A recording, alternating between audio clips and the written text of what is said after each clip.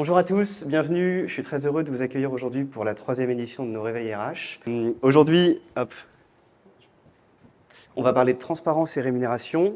Et j'ai la chance d'avoir avec moi aujourd'hui Virgile. Je te laisse te présenter. Avec grand plaisir. Oula. Ouais. Donc je suis Virgile Ingard, je suis CEO et cofondateur chez Figures. Avant Figures, qu'est-ce qu'on faisait avant Figures? Avant de parler de Figures, j'étais DRH pendant toute ma carrière. Enfin, j'ai commencé en rémunération, expert rémunération pendant 2 ans. J'ai fait un peu de SIRH, donc mise en place d'outils de paye notamment. Et après, j'ai fait du RH généraliste, du recrutement et du RH généraliste en grand groupe. Puis en boîte moyenne, Criteo, 3000 employés. Puis après, j'étais DRH d'une start-up d'une 50aine de salariés. Enfin, moins 2 et x2, comme souvent. Et après, j'ai décidé de fonder Figures pour essayer d'amener deux choses. Des données de marché de qualité dans le monde des salaires, ce qui me manquait quand j'étais DRH en start-up.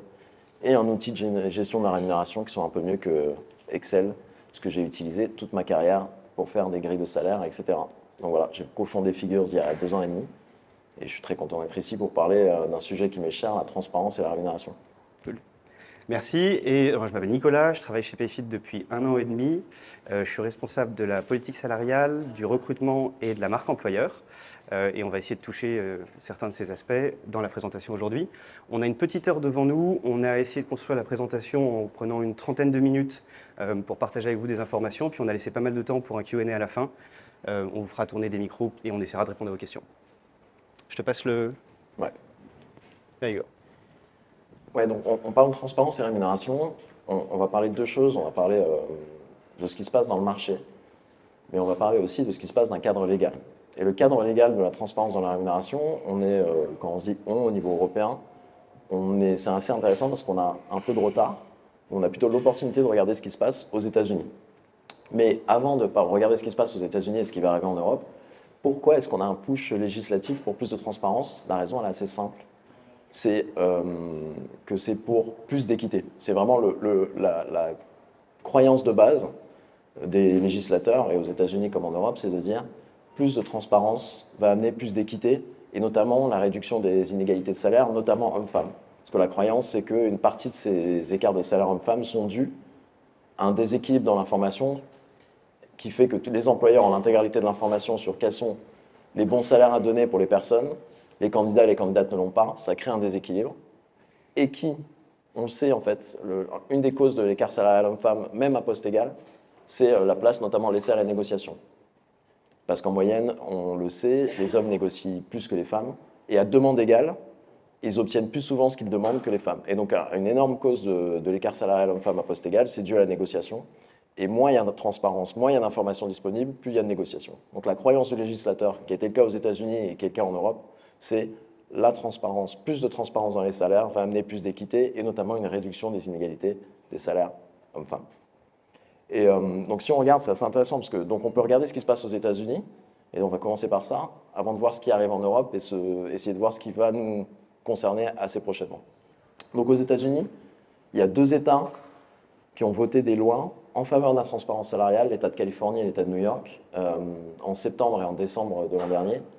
Et une des mesures qu'ils ont mis, c'est l'obligation, on va en parler un peu, l'obligation d'afficher les fourchettes de salaire à chaque job posté en ligne. Donc dès qu'on met une offre d'emploi en ligne, on doit afficher une fourchette de salaire. Et donc ça, c'était septembre et ensuite décembre dans les 2 États, donc Californie et New York. Si on regarde ce qui se passe, j'ai pris trois petites... je peux me bouger la souris. 3 petites images pour montrer ce qui se passe. La première en haut à gauche, vous voyez pas, c'est un peu petit, mais c'est pour montrer que dans l'État de Californie, qui est le dernier à l'avoir implémenté, il y avait en date, c'était il y a 1 mois et demi, 2 mois, il y avait encore un tiers des boîtes, en gros, qui ne jouaient pas encore le jeu. Parce que les premières sanctions ne sont pas encore tombées. Donc déjà, toutes les boîtes ne jouent pas encore le jeu. En bas à gauche, vous voyez, c'est une vraie capture d'écran que je vais prendre sur un poste de Netflix. Il y en a qui jouent le jeu, mais quand on appelle ça jouer le jeu, c'est Netflix qui dit que pour un poste, je crois que c'est un poste de product manager, il dit la fourchette de salaire applicable, elle est entre 80 000 et 550 000 euros, et 550 000 $. Donc, en théorie, Netflix joue le jeu d'afficher les fourchettes de salaire. Et ça, on va voir, mais en effet, les premières sanctions, c'est un point important, ne sont pas encore arrivées aux États-Unis. Comment est-ce que quelles sanctions vont être pour les entreprises qui ne jouent pas du tout le jeu en haut à gauche? Est-ce que des sanctions vont apparaître pour celles qui jouent le jeu en théorie comme Netflix, mais ne le jouent pas vraiment? Et ça, on est un peu dans le jeu du chat et de la souris, de la législation, de voir la loi arrive, les premières sanctions arrivent, les entreprises voient comment le contourner, la loi s'adapte, etc. Et à droite, c'est assez intéressant parce qu'on va pas mal en parler, Nicolas va pas mal en parler, c'est un thread Twitter qui a pas mal explosé d'une employée d'une entreprise qui dit bah, c'est marrant parce que transparence des salaires, j'ai découvert sur un job posté par mon entreprise en externe que la fourchette de salaire applicable pour mon propre rôle est 30 000 $ au-dessus de mon salaire actuel.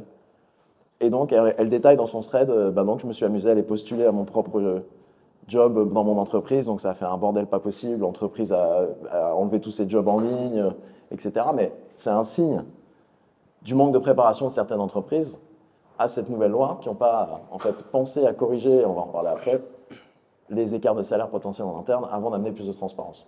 Donc ça, c'est quelques exemples d'impact aux États-Unis qui peuvent nous faire penser à ce qui arrive en Europe. Et d'ailleurs, on va en parler, parce que qu'est-ce qui arrive en Europe? En Europe, il y a une directive européenne donc, sur la transparence des salaires qui est passée, qui a été publiée et qui a été votée le 30 mars, et qui contient en gros 4 axes principaux. Donc, qu'est-ce que contiennent chacun de ces axes? On va revenir ça ensemble. Et juste avant, pour revenir, cette directive-là, encore une fois, elle vient du groupe de travail sur l'égalité salariale homme-femme. Donc ça montre vraiment la genèse de la loi qui vient sur la réduction des inégalités salariales. Donc même chose qu'on a vu aux États-Unis, publication des fourchettes de salaire sur les offres d'emploi. 2, droit à l'information des salariés. Donc droit à l'information des salariés, c'est les salariés de l'Union européenne vont avoir le droit de demander à leurs employeurs des informations sur comment je me situe au niveau salaire comparé à mes pairs. 3, l'obligation de prendre des mesures correctives en cas d'écart salarial supérieur à 5% entre les hommes et les femmes dans l'entreprise. Et 4, l'interdiction de poser des questions sur le salaire actuel du candidat ou de la candidate pendant les processus de recrutement. Interdit de dire quel est votre salaire actuel et pourquoi. C'est assez simple parce qu'en fait, la connaissance du salaire actuel d'une personne ne peut que jouer en sa défaveur. Ne peut que jouer en disant bah, tiens, j'étais prêt à payer 55 000 € pour la personne. En fait, elle me dit qu'elle gagne 40. Bah, peut-être que 44, la bonne vieille règle des 10% va marcher, Nicolas nous en parlera. Et donc d'offrir moins que ce qu'on était prêt à offrir. Et donc, encore une fois, dans la réduction des inégalités salariales, notamment hommes-femmes, ça veut dire que si on avait un salaire trop bas, parce que dans l'entreprise d'avant, on n'avait pas le salaire qu'on méritait, en plus, on arrive en entretien dans une nouvelle boîte, on a la chance de remettre à zéro son salaire pour un salaire équitable, le fait que notre futur employeur connaisse notre salaire actuel ne peut que jouer à la défaveur des candidats et des candidates. Peut-être juste rajouter que sur ce point, ce quatrième, il est déjà présent aux États-Unis dans la législation il a, on pourrait dire qu'il est mis vraiment là pour l'égalité salariale parce que autrement on continue à perpétrer les égalités de marché. Donc c'est une espèce d'égalisateur qu'on espère opérer. Aux États-Unis, les premiers chiffres ne sont pas hyper criants quant au fait que ça ait marché. C'est probablement encore un petit peu tôt, mais on peut dire que directionnellement, c'est probablement un des outils les plus puissants. Et on va voir, on va imaginer en France comment ça pourrait s'appliquer. Et un point important, donc tout ça, c'est une directive de l'Union européenne, je ne l'ai pas dit au début, mais on peut le redire maintenant, j'avais trop tard, qui va pousser les États membres à implémenter des lois qui mettent en place ces mesures-là dans les 3 prochaines années.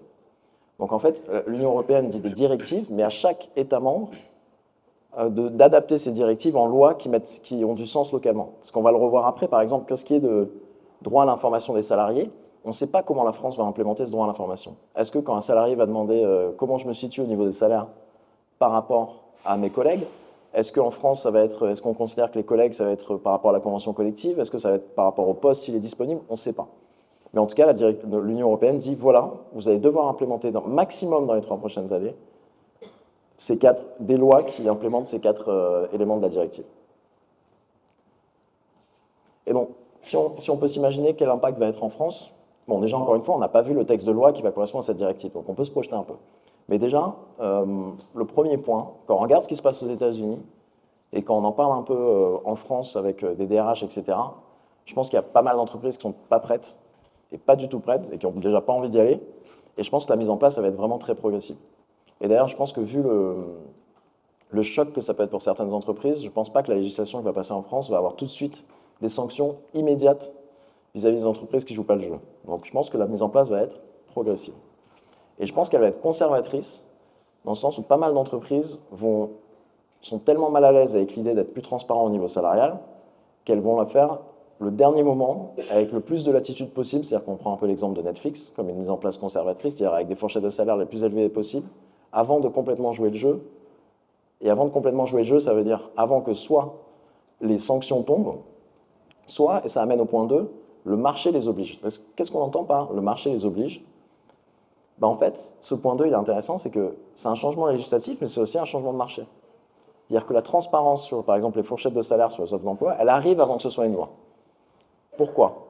Parce que je prends un exemple. Airbnb l'a annoncé il y a 10 jours, 2 semaines. Airbnb, ils ont dit, bon, ben en fait, moi, je suis un employeur qui emploie des gens un peu globalement partout. Si je suis obligé de mettre mes fourchettes de salaire dans l'État de Californie et l'État de New York, je peux le faire aux États-Unis de manière générale. Donc, on le fait aux États-Unis de manière générale. Boum, c'est annoncé. Et ils ont dit, ben, si on le fait aux États-Unis de manière générale, ben, on le fait partout dans le monde. Pourquoi attendre? On sait que ça arrive. On sait que les lois dans ce sens-là arrivent partout dans le monde, donc autant être le premier sur le marché. Et pourquoi? Parce qu'il est prouvé maintenant.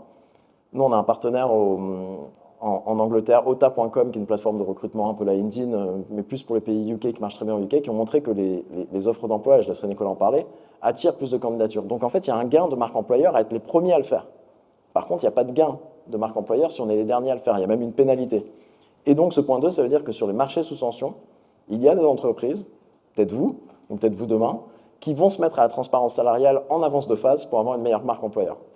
Et donc les entreprises qui seront à la traîne auront une pénalité de marque employeur auprès des candidats et des candidates. Donc ça, c'est le point 2. Et le point 3, c'est ce qu'on a dit, c'est les sanctions. Même aux États-Unis, elles sont encore floues, elles ne sont encore pas définies. Donc on ne sait pas à quoi vont ressembler les sanctions. Et donc forcément, c'est les sanctions qui vont mettre la pression à pas mal d'entreprises qui n'ont aucun intérêt ou aucune envie, plutôt, à être proactifs en matière de transparence salariale. Alors comment se préparer en interne à ce qui arrive? Et comment communiquer en externe? Comment se préparer en interne? On a réfléchi à plusieurs choses. Déjà, c'est un point super important parce que quand moi je parle de la transparence salariale avec pas mal de dirigeants de DRH, tout de suite le focus il est sur le finish, sur le côté, ah bah ouais, je vais avoir à mettre mes fourchettes sur mes offres d'emploi. Sur le côté, c'est la transparence. Mais en fait, avant de penser à la transparence, c'est une résultante de pas mal d'autres étapes en amont. Et on va reparler de ces étapes-là. Et en fait, la manière la plus simple de le dire, c'est que la transparence, c'est d'afficher un peu l'état actuel des choses au sein de l'entreprise, d'afficher les fourchettes de salaire. Et en fait, c'est un peu afficher les cadavres dans le placard. On repense à ce que je montrais, l'image Twitter. C'est avant de penser à la transparence et ce qu'on va communiquer, il faut un peu nettoyer en interne et s'assurer que les choses soient à peu près correctes avant d'amener plus de transparence. Donc ça veut dire quoi? Et donc ça veut dire que ce chemin, la transparence, c'est une étape finale, mais qui passe avant tout par la structuration. La structuration de la politique salariale, la structuration de la grille de salaire, etc. Et ça commence par quoi? Ça commence, le point numéro 1, il est essentiel, c'est d'embarquer les leaders de l'entreprise sur le fait que c'est inévitable, ça arrive, et vaut mieux se le faire. Et d'ailleurs, encore une fois, il vaut mieux s'y mettre plus tôt que le reste des gens, et donc il faut s'y préparer maintenant. Parce que si on doit communiquer les fourchettes de salaire demain, aujourd'hui, on va commencer un peu à structurer les choses en interne.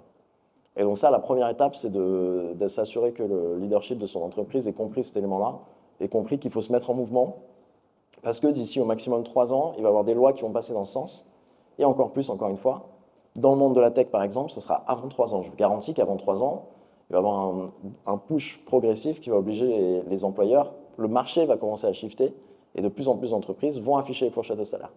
Donc 3 ans, c'est même loin. Et donc, il faut arriver à convaincre les leaders que ça arrive demain. Et ça, c'est vraiment le premier point essentiel.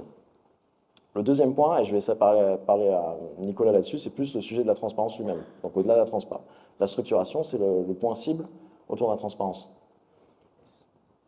Merci beaucoup. Oui, donc le premier point qu'on établit ici, c'est de dire que la transparence en externe, c'est le résultat final. Y aller trop tôt, c'est assez casse-gueule. Ça commence par de la structuration en interne. Et l'autre point qu'on peut poser, c'est que compte tenu de la loi d'une part, des réseaux sociaux d'autre part et de plein d'autres mécanismes de marché, la frontière entre ce qu'on communique en interne et ce qu'on communique à l'externe et vice-versa est de plus en plus poreuse.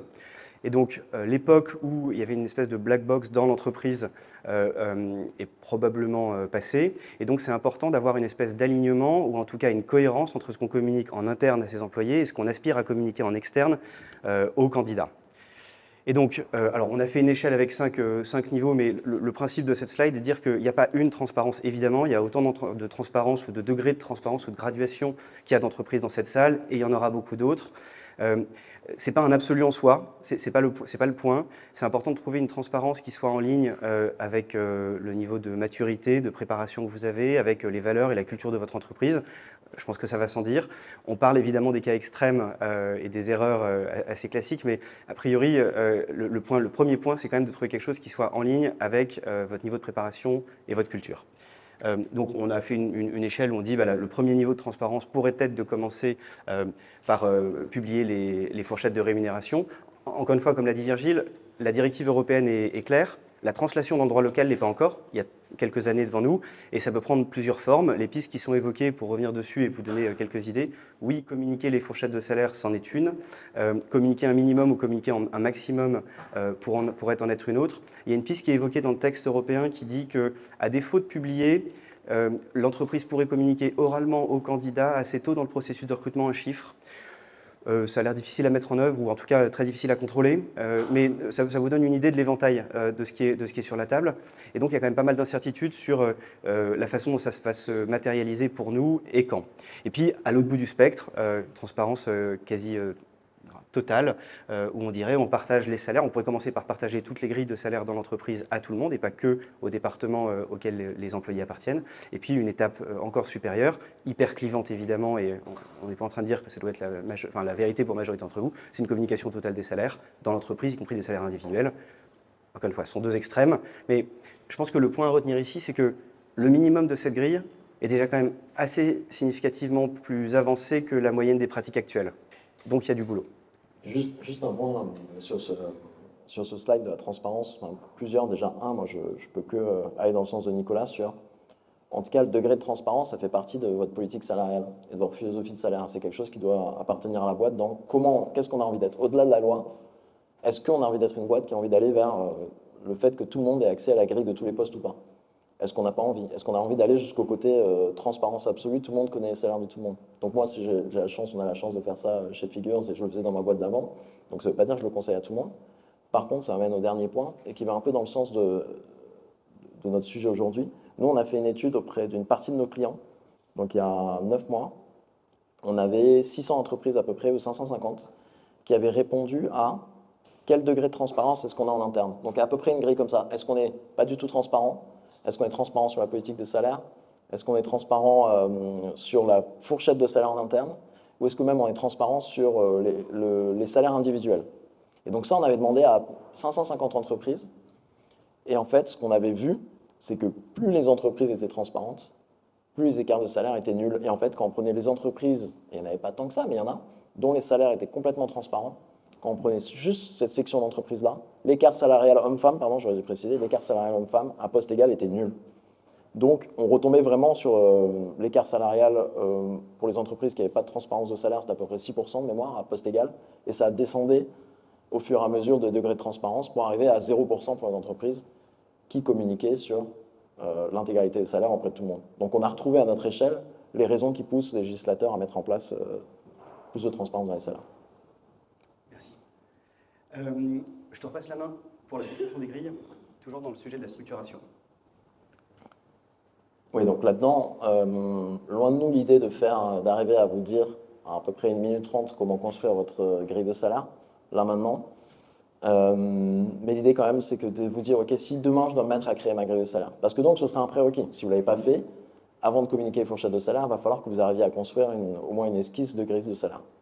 La méthode simplifiée de la manière la plus ultime, c'est dire, il faut que vous ayez défini des référentiels de niveau en interne. Il faut que vous arriviez, parce qu'en fait, une grille, juste une grille, ça s'appelle une grille parce qu'une grille, c'est un tableau, en gros, une grille, bizarrement, qui contient des métiers et des niveaux de seniorité. Donc, il faut que les deux soient définis chez vous. Les métiers, normalement, c'est à peu près défini parce que vous postez des offres, vous postez des choses, etc. Vous avez des gens assignés à des métiers, etc.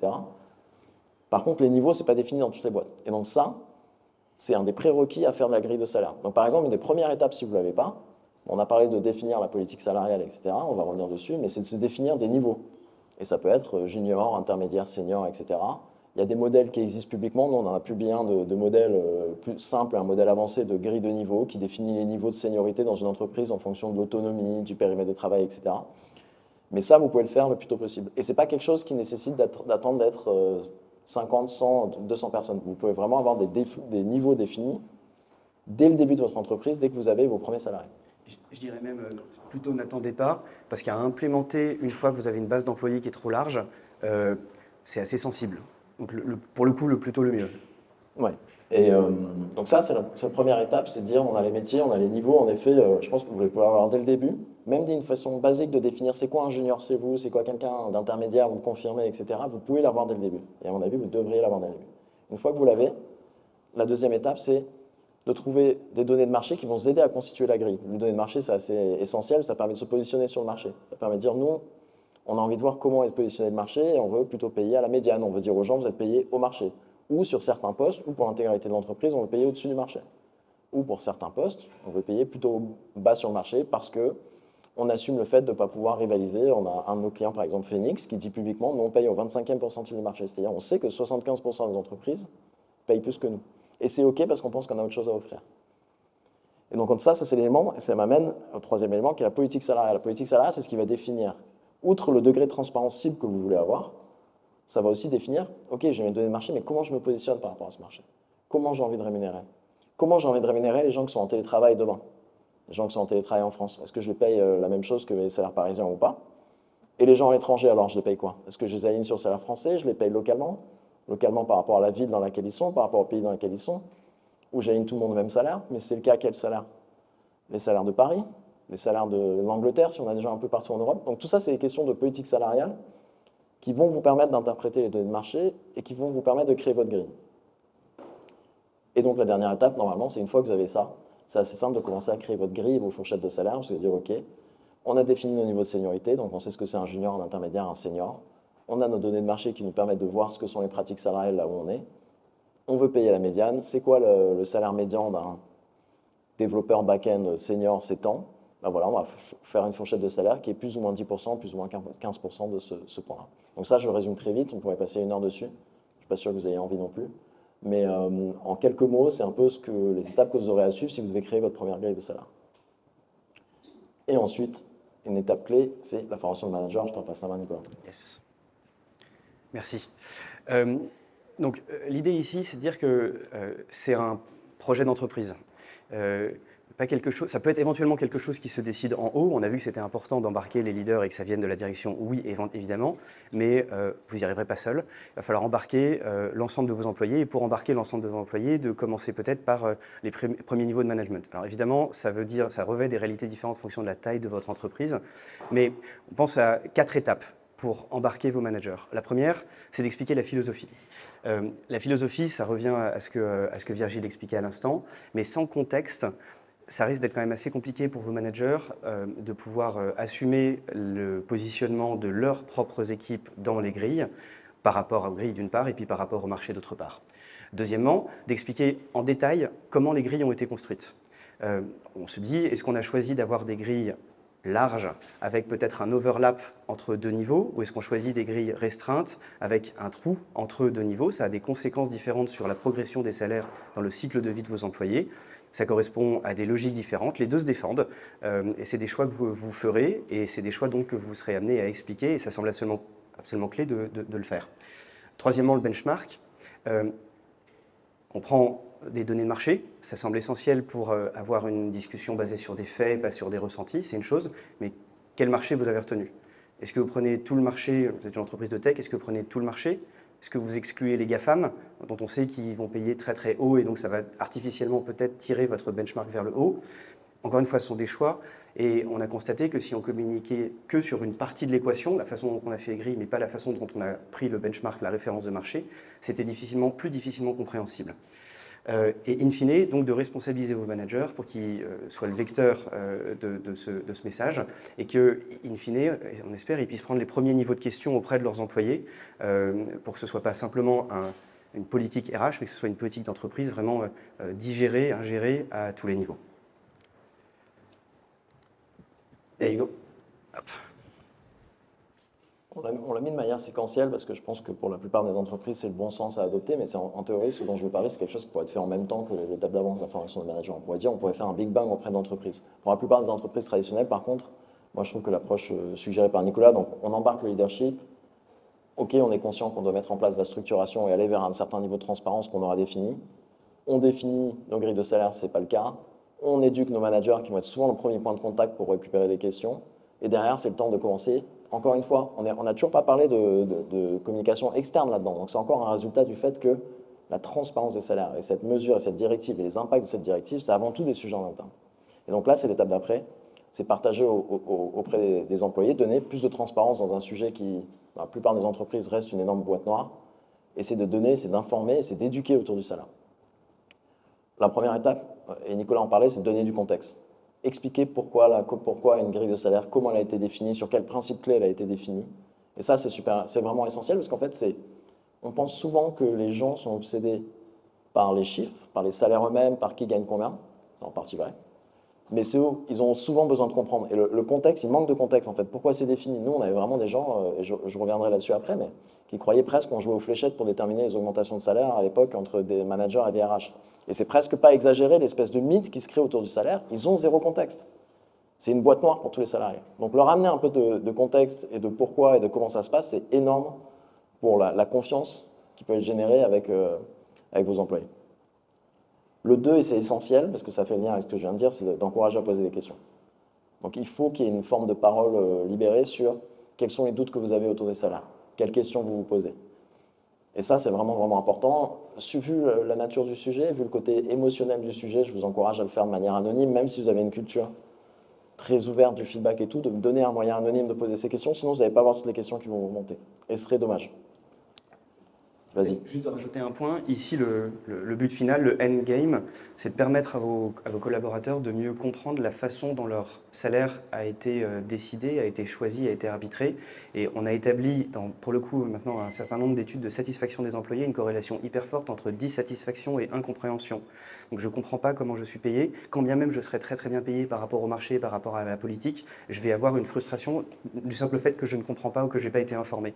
Et donc vous vous enlevez un paquet de problèmes a priori et vous faites baisser le niveau de frustration assez nettement si vous arrivez à bien communiquer sur ces éléments, sans même changer les chiffres. Simplement les expliquer change assez significativement la donne.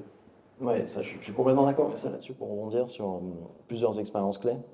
Donc moi déjà, quand j'étais chez Criteo, j'étais DRH des équipes tech, j'avais amené le premier pas vers communiquer la manière dont étaient déterminées les augmentations de salaire, et même les chiffres. Donc on avait fait une matrice qui déterminait les augmentations de salaire en fonction du score de performance et du positionnement dans la fourchette de salaire. Donc en gros, plus quelqu'un était performant sur les entretiens d'évaluation annuelle, et plus il ou elle était payé bas dans sa fourchette de salaire, plus l'augmentation était élevée. Donc la logique, c'était les augmentations annuelles étaient déterminées par ces deux facteurs. En fait, on a amené la transparence en fait, c'est quoi les montants? On a dévoilé cette matrice. Et donc, les gens pouvaient se retrouver en fonction de mon entretien annuel et en fonction de ma positionnement dans la fourchette de salaire, je sais quel pourcentage je suis censé avoir.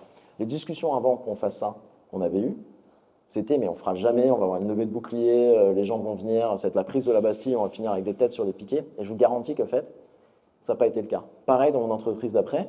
Donc, on a fait salaire individuel, on a mis en place une grille, une toute nouvelle grille, on a annoncé le pourquoi et tout. Ça va être dangereux, il va falloir un peu serrer les dents. Ça n'a pas été. Et ça, c'est vraiment une histoire qui se répète avec pas mal de DRH, de clients à qui on parle, qui ont fait ce chemin de la transparence. Tout le monde a été surpris, positivement surpris, des effets bénéfiques et du manque d'effets négatifs.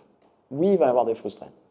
Oui, forcément, mais il va y avoir beaucoup plus de gens super contents de. En fait, j'ai jamais compris comment ça se passait, j'avais imaginé le pire, et qu'on m'explique comment ça se passe, qu'on m'explique le concept de politique salariale, qu'on m'explique où vous avez trouvé les données de marché, comment vous traitez les gens, comment vous utilisez sa fourchette de salaire à l'entrée, etc. C'est énorme, et je rejoins Nicolas là-dedans, c'est énorme dans le gain de confiance, parce qu'en fait, la transparence, en interne, c'est un vecteur de confiance. C'est pas la transparence pour la transparence.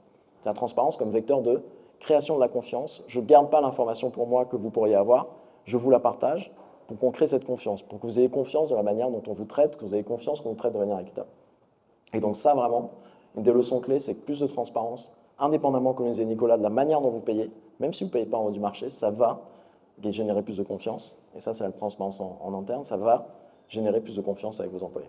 Et le dernier point, c'était, moi, je vous encourage, quand vous avez la taille qui le permet, qu'une fois que vous avez fait ces étapes-là, une fois que vous avez amené plus de transparence, de le systémiser dans l'onboarding. À l'arrivée de quelqu'un, de dire, d'avoir une petite session de, en fait, voilà comment ça se passe chez nous, les salaires. Voilà comment ils sont terminés, voilà comment on paye. Voilà potentiellement où tu peux trouver la grille de salaire et comment la comprendre. Et ça, mais vraiment, le gain de confiance est énorme pour les entreprises qui le font. Et moi, toutes ces entreprises, je l'ai vécu, et les entreprises qui l'ont fait, il y en a très peu qui sont revenus en arrière. Pour ajouter, et même de façon, ou illustrer de façon très concrète, imaginez un de vos employés qui connaît son salaire évidemment, qui du coup bientôt connaîtra sa grille de salaire, donc son positionnement dans le range, dans la grille. Et si à l'étape d'après, on arrivait à communiquer un pourcentage d'augmentation annuelle moyen, d'un point de vue de l'employé, ça permet de se projeter sur plusieurs années en fait sur le niveau de rémunération qu'on peut attendre. Et en titre individuel, à tous les stades de la vie de vos employés, qu'ils soient je sais pas, primo-accédants ou qu'ils espèrent le devenir dans l'immobilier ou qu'ils s'apprêtent à fonder une famille else, ça change absolument tout en fait. Et ça casse l'ambiguïté ou le fait de ne pas savoir. Et en termes de confiance, ça change absolument toute la donne sans vraiment coûter grand-chose, si je puis dire, parce qu'encore une fois, on ne parle même pas des chiffres pour l'instant. Et donc, on a quand même fait toute la première partie sans toucher l'angle que choisit la directive européenne qui nous servait d'introduction, qui est l'aspect de la communication au candidat. Une fois qu'on a commencé à communiquer en interne, et seulement une fois qu'on a commencé à communiquer en interne, CF, le premier exemple sur Twitter, personne qui découvre qu'elle est 30 000 $ en dessous du minimum de la grille pour son propre poste, alors on peut commencer à communiquer à l'externe. Et donc, on donne cette étude ici qui date de mai, dont j'ai trouvé les résultats à titre personnel assez surprenants. J'imaginais que ça avait changé, j'imaginais pas que ça avait changé dans ces proportions. On a à peu près, on dit 68, disons 2 personnes sur 3, qui disent explicitement souhaiter que leur entreprise mette en place une politique de transparence. Mais ça, bon, on peut s'y attendre. Le chiffre de 44% qui espère ou qui dit attendre une transparence totale, c'est plus surprenant, en tout cas pour moi ça l'était. Encore une fois, il ne s'agit pas de dire que c'est ce vers quoi tout le monde doit aller. Il y aura une politique de transparence par type d'entreprise et c'est totalement OK. Mais ça traduit quand même, et ça met le curseur de l'attente des candidats, mais du coup de l'attente aussi de vos employés. Et ensuite, une vingtaine de pourcents qui viennent s'ajouter à ça, qui font les 2 tiers, qui disent OK, plutôt plus de transparence que c'est le cas en ce moment. Et là-dessus, juste je reviens, parce que chez la transparence totale, c'est intéressant, parce que moi, nous, c'est en cas chez figure, tout le monde sait qui gagne combien, notamment moi. C'était le cas dans l'entreprise d'avant, donc je l'ai vécu. Par contre, je connais plusieurs entreprises qui ont voulu le mettre en place, et c'est pour rebondir sur la stat de Nicolas de 44%. La bonne pratique, si vous voulez le mettre en place après un certain stade de maturité, nous, c'était un cas dès le début. Donc, c'est dès le début, on veut fonder ça sur la transparence parce qu'on veut amener plus de transparence dans le marché, donc ça va commencer par nous-mêmes. C'est de faire un sondage en interne. Et je connais 2 entreprises dont l'équipe de fondatrices voulait aller vers une transparence absolue des salaires. Ils ont fait des sondages en interne auprès des salariés et les résultats ont fait qu'ils n'y sont pas allés. Pourquoi? Parce qu'en fait, il y a des gens qui ont dit comment on peut s'y attendre? Moi, je ne suis pas à l'aise à ce que les gens connaissent mon salaire. Et aussi, et ça je le trouve parmi les plus sages, il y en a qui ont dit en fait, moi, je ne suis pas sûr que j'ai envie de savoir combien gagnent les autres, je ne suis pas sûr d'être capable de gérer bien cette information. Et en fait, c'est aussi ça, l'accès à l'information des autres. Il y en a qui disent, mais en fait, je n'ai pas envie de voir. Et moi, en fait, je le vois parce que, pour des anecdotes, je sais qu'il y a des gens qui gèrent, ça reste quand même un sujet émotionnel, et il y a une partie des gens qui ne savent pas le gérer de manière rationnelle. C'est le salaire, c'est le vecteur de la reconnaissance. Est-ce que je suis suffisamment reconnu? Et donc, mon salaire, j'ai l'impression que je n'ai pas un salaire suffisamment haut, on ne me reconnaît pas à ma juste valeur. Est-ce que je gagne plus ou moins que mes collègues? Est-ce que je gagne plus ou moins que mon conjoint ou ma conjointe? Moi, j'avais un salarié dans mon entreprise d'avant qui était, donc j'en avais quelques-uns, dont 2, ils étaient tout le temps sur le fichier des salaires. Donc on avait un fichier Excel avec les salaires. À chaque fois que j'allais le mettre à jour, ils étaient là. Vous avez la petite icône Google Sheet avec leur visage. Tout le temps. Il y en a un des 2, j'ai appris, et en plus il se plaignait souvent de son salaire, quelles que soient les augmentations, mais en fait j'ai appris les choses diverses, qu'en fait c'est juste qu'il gagnait moins que sa femme, et il était malade de gagner moins que sa femme. Donc avec le cliché sociétal de gagner moins que sa conjointe, c'était inentendable. Et donc, en fait, j'arrivais à raccrocher les demandes qu'il voulait avoir, qui étaient en fait au moins un salaire supérieur, genre 1 000 € plus supérieur à celui de sa femme. Et il y en avait un autre qui, honnêtement, en plus c'est quelqu'un avec qui on retravaille maintenant, disait qu'il se rendait malade. Il se rendait malade à aller le voir quasiment tous les jours, le fichier des salaires. Donc, c'est pas pour tout le monde. Et donc, franchement, dans les 44%, je pense qu'il y en a même qui n'ont pas forcément pensé jusqu'au bout et qui ne seraient pas forcément à l'aise avec ça. Et donc, c'est pas pour toutes les boîtes. Merci. Et d'où le besoin du coup de bien choisir les canaux de communication. Donc vous avez des sites d'emploi, vous avez des pages LinkedIn, des pages internet, vous avez des pages Instagram et autres. Le point ici serait simplement de dire choisissez bien le bon canal pour le bon message, d'une part. Et le deuxième point qui est peut-être le plus important, c'est depuis tout à l'heure on parle d'argent, ouais, ok. Mais quand on parle de politique de rémunération, il n'y a pas que ça, il n'y a pas que le numéraire. Et donc quel que soit le canal que vous choisissez, Moi, je vous invite à, évidemment, vous aligner avec les obligations juridiques qui seront les nôtres, évidemment, mais pas que, et d'aller nettement plus loin et de ne pas concentrer que le débat sur le numéraire. Les bénéfices que vous proposez, les conditions de travail, la flexibilité ou pas, sont des éléments qui, pas mal d'études également le montrent, sont au moins aussi importants, ou disons sont très importants pour les candidats et pour les employés. Donc en fonction du canal de communication que vous choisirez, ou des canaux que vous choisirez, vous aurez plus ou moins de latitude pour rentrer dans le détail. Pour moi, c'est absolument clé de ne pas concentrer le débat ou la discussion que sur le numéraire. Le numéraire est à mettre dans un package total, et c'est ce package sur lequel qu'on propose de communiquer et qu'on propose aux candidats d'accepter ou pas, aux employés de retenir ou pas. Les bénéfices pour les candidats et ensuite en miroir, les bénéfices pour nous, pour vous, dirigeants d'entreprise. Comprendre la marge d'évolution, on le disait, c'est vrai pour les employés, donc c'est vrai pour les candidats. S'assurer de l'aspect juste et peut-être équitable plus qu'égalitaire, on aurait dû dire d'ailleurs ici, évidemment. Savoir que c'est un sujet central, parce que oui, ça va vous demander un investissement, et donc oui, si vous le faites, vous témoignez aux candidats du fait que vous êtes investi sur ce sujet. Et puis, alors c'est peut-être une version un peu plus avancée, mais de pouvoir commencer pour un candidat qui n'est pas encore chez vous, de comprendre la façon dont vous établissez un lien entre performance et rémunération. Sujet qui va impacter les augmentations de salaire annuelles, le versement des bonus pour celles et ceux qui en ont dans vos entreprises, etc. Et donc, en conclusion, 3 points, et puis je reviendrai sur un point de Virgile tout à l'heure. On a dit, on l'a vu, le cadre réglementaire évolue. Et donc, je crois que la question est plus tant de savoir si vous allez ou si on va aller vers la transparence, mais plutôt quel degré de transparence vous allez choisir pour votre entreprise et quel degré vous convient. Premier point. Ce qu'il y a au deuxième, du coup, qui est de dire, il y a évidemment plusieurs degrés de transparence, c'est OK. Il faut suffisamment bien vous connaître et suffisamment sonder vos employés. Pour faire l'exemple de Virgile, il disait, on pensait aller vers là, mais en fait, nos employés nous ont dit qu'ils n'étaient pas prêts. Pour choisir la bonne graduation, qui nous emmène au point 3, qui est de dire que quelle que soit la graduation que vous choisirez, préparez-vous à devoir l'assumer en interne et en externe, parce que comme on disait tout à l'heure, la porosité est beaucoup plus importante par la loi, par les réseaux sociaux, par part. Et du coup, il y a un équilibre ou quelque chose d'harmonieux à trouver là-dedans, quel que soit le degré de graduation que vous allez choisir. Et puis, on dit donc le marché va changer avant la loi, n'attendez plus. En anglais, on dit est-ce qu'il y a un first mover advantage, est-ce qu'il y a un avantage pour le premier arrivé. Virgile pense que oui, je pense la même chose. Il y a encore, compte tenu des pratiques aujourd'hui, un avantage pour celles et ceux qui décideront d'y passer. Mais quand bien même il n'y en aurait plus, dans quelques trimestres maintenant, parce qu'on parle en trimestre avant que la loi entre en vigueur, quand bien même il n'y en aurait plus, vous avez vu quelques entreprises essuyer les plâtres en se lançant un petit peu vite. Il y a quand même un intérêt à se lancer maintenant, même sans avantage du premier arrivé, parce que vous serez beaucoup plus rodé, beaucoup plus confortable, beaucoup plus mature le jour où la loi, où ça rentrera dans les textes. Et vous serez probablement beaucoup plus en confiance. Commencez maintenant, ça vous permet de faire des tests sur 1 ou 2 métiers pour commencer à l'externe peut-être, d'itérer, d'apprendre et de trouver la bonne formule pour votre organisation. Et donc, la conclusion serait de dire, on ne sait pas exactement quand la loi va arriver, on sait que c'est entre maintenant et 3 ans dans le droit français pour la translation. On peut imaginer, compte tenu des véhicules juridiques qui existent déjà en France, que ce ne sera pas forcément dans 3 ans, peut-être plutôt avant, on peut imaginer. Mais quand bien même, le marché va changer avant vous, et donc vous avez tout intérêt, soit pour bénéficier d'un avantage, soit pour vous roder dans la perspective 2, à engager un changement assez prochainement. Voilà. Merci beaucoup.